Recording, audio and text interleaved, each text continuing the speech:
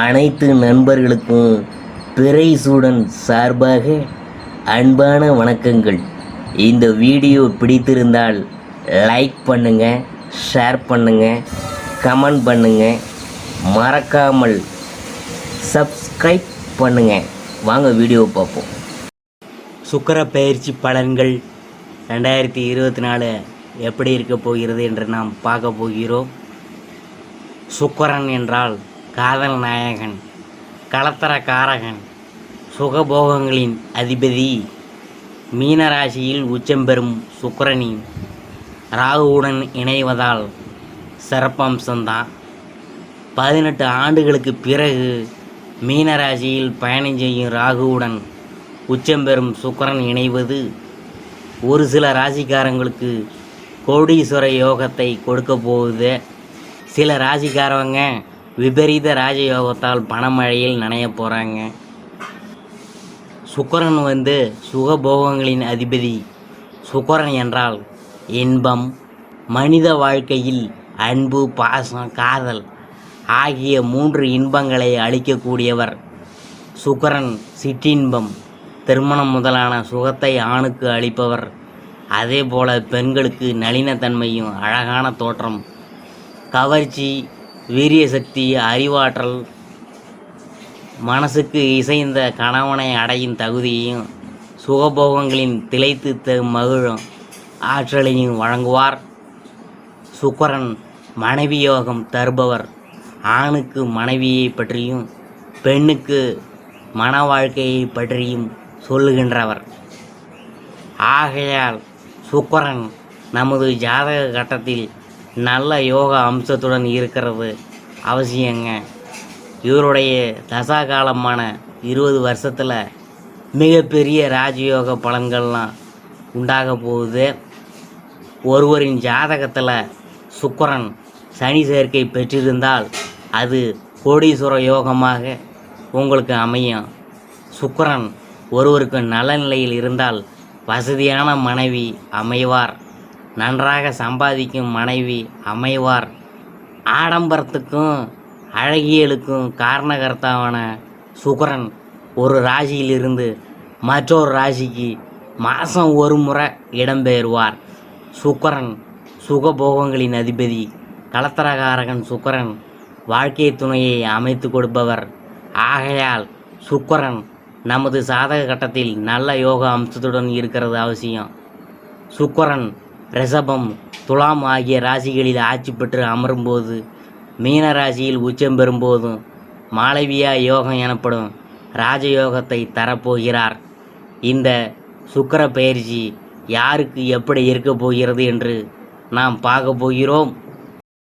சுக்கிர பெயர்ச்சி பலன்களில் அடுத்ததாக நாம் பார்க்க போகிறது மிதுன ராசி. சுக்கிரன் உங்கள் ராசிக்கு 10வது வீட்டில் அமரப்போகிறார். தொழில் ஸ்தானத்தில் சுக்கிரன் அமர்ந்துள்ளது உங்கள் வேலையில், தொழிலில் உற்சாகத்தை தேடி வரப்போகுது. 10ஆம் வீட்டில் சுக்கிரன் உச்சம் பெற்று அமரப்போவதால் மாளவிகா யோகம் உங்களுக்கு வரும். பணியிடங்களில் அமைதியாகவும் அன்பாகவும் பேசணும். குடும்பத்தில் மனைவியிடனோ அல்லது காதலியிடனோ நெருக்கம் ஏற்படும். அஷ்டலட்சுமி யோகம் தேடி வரப்போகுது. சோம்பல் இல்லாமல் சுறுசுறுப்புடன் இருக்கும் மிதுனராசி அன்பர்களே, இந்த மாதம் எதிர்பார்த்த காரியங்கள் மனசுக்கு திருப்தி அளிக்கும் விதத்தில் நடந்து முடியும். கடன் சுமை குறையும், எதிர்ப்புகள் அகலும். எதையும் ஒரு முறைக்கு பல முறை யோசித்து செய்ய தோணும். யாருக்காவது உத்தரவாதம் தரும்போது கவனமாக இருக்கணும். சொன்ன சொல்லை காப்பாற்ற வேண்டி நீங்கள் பாடுபட வேண்டியது இருக்கும். தொழில் வியாபாரத்தில் கடினமான முயற்சிக்கு பிறகு எதிர்பார்த்த லாபம் சேரும். போட்டிகள் குறையும். புதிய வாடிக்கையாளர்களால் திருப்தி ஏற்படும். கடன் தொல்லைகள் குறையும். உத்தியோகத்தில் இருக்கிறவங்களுக்கு நல்ல பதவிகள் தாமதமாக கிடைக்கும். புதிய வேலைக்கு முயற்சி செய்தவங்களுக்கு நல்ல பலன் ஏற்படும். வாழ்க்கை துணையின் ஆலோசனை உங்கள் முன்னேற்றத்திற்கு உதவும். எதிர்பார்க்காமல் ஏற்படும் குடும்ப செலவுகள் சமாளிக்க தேவையான பண உதவியும் கிடைக்கும். செவ்வாய் சஞ்சாரத்தினால வீட்டுக்கு தேவையான வசதிகள் கிடைக்கும். நண்பர்கள், உறவினர்கள் மூலம் தேவையான உதவிகளும் கிடைக்க பெறுவீங்க. பெண்களுக்கு அடுத்தவங்களுக்கு உதவி செய்யும்போது கவனமாக இருக்கணும். எதையும் ஒரு முறைக்கு 2 முறை யோசித்து செய்கிறது நல்லது. கலைத்துறையினருக்கு ராசியில் சனி இருக்கிறதுனால கவனமாக பேசணும், அதான் நல்லது. வீண் பழி உண்டாகலாம், வேலைகளில் எதிர்பாராத சிக்கலை சந்திக்க வேண்டியது இருக்கலாம், அரசியலில் உள்ளவங்களுக்கு கூடுதல் பணிச்சுமை ஏற்க வேண்டியது இருக்கும், காரியங்கள் தாமதமாக நடந்தாலும் வெற்றிகரமாக நடக்கும், எதிர்பார்த்த கடன் வசதி கிடைக்கும், புதிய பதவிகள் வரும், மாணவர்களுக்கு கல்வியில் வெற்றி பெற ஆசிரியர்களின் ஆலோசனையை கேட்டு பயன்பெறுவது நல்லது, முயற்சிகள் யாவும் வெற்றி பெறும். அடுத்தது நாம் பார்க்க போகிறது மிருக சீரிசம். இந்த மாதம் சில காரியங்கள் எதிர்மறையாக நடக்கும். நீங்கள் இதுவரை எதிர்பார்த்த காரியங்கள் எல்லாம் இழுபறியாக நிறைவேறாமல் இருந்தாலும் ஏதாவது ஒரு வகையில் எப்படியும் நடந்துவிடும் என்ற நம்பிக்கை உங்களுக்கு இருக்கும். அடுத்தது நாம் பார்க்க போகிறது திருவாதிரை.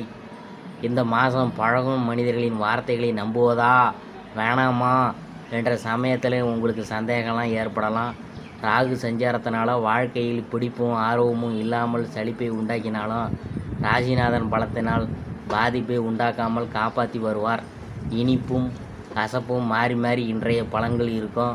அடுத்தது நாம் பார்க்க போகிறது புனர்பூசம். இந்த மாதம் குடும்பத்தில் நிலவி வந்த பிரச்சனைகள் மறையும்.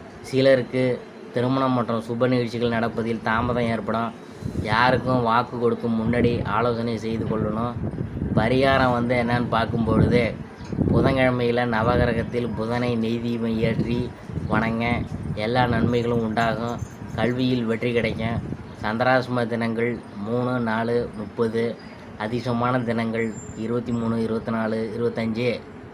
இதுவரைக்கும் நாம் பார்த்தது சுக்கிர பயிற்சி பலன்களில் மிதுன ராசியை பற்றி தான் நாம் பார்த்தோம்.